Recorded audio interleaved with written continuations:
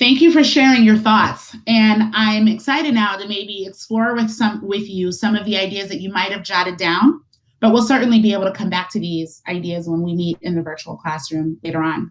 So what could be the causes for this achievement gap that exists so soon for students and so early in their reading careers, and what can we do about it? Well, it certainly is not lack of critical thinking. I know that I have a 9-year-old son, and he is certainly capable of thinking very critically about me and what I'm doing and how he's being treated. So I don't think it's about critical thinking skills. Yet in schools, we spend a lot of time building lessons and curriculum around critical thinking that would help close that gap that we know the research is showing exists. It is not failure to know or use comprehension strategies. Our students get a tremendous amount of lessons around predictions and sequencing and summarizing. Yet students are able to do a lot of these strategies when they're left on their own, when they are in conversations with family members and friends. The challenge is not these strategies for understanding, it's what happens when students are trying to comprehend texts that are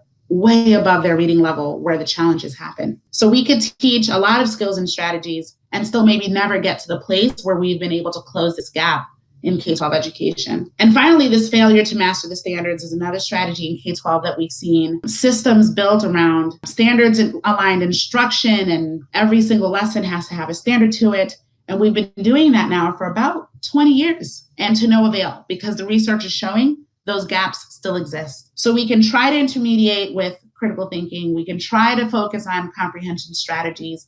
We've tried to focus on standards aligned instruction, which is important, but not sufficient.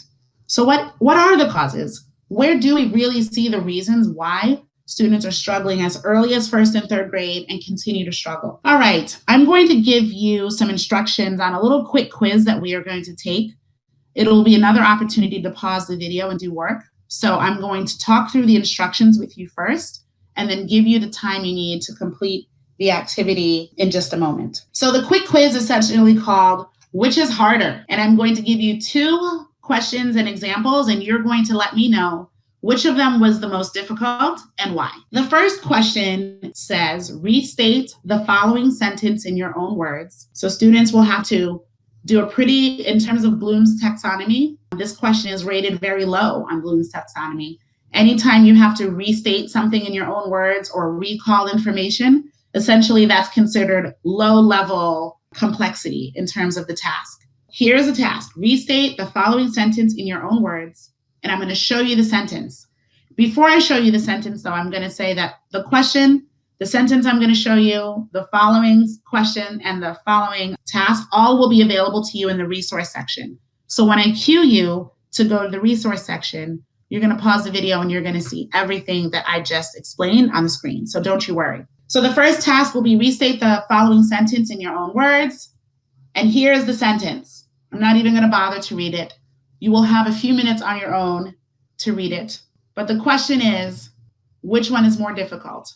This first task, to restate this sentence in a student's own words, or is it the next task? And here comes the next task, which is actually very high on Bloom's taxonomy.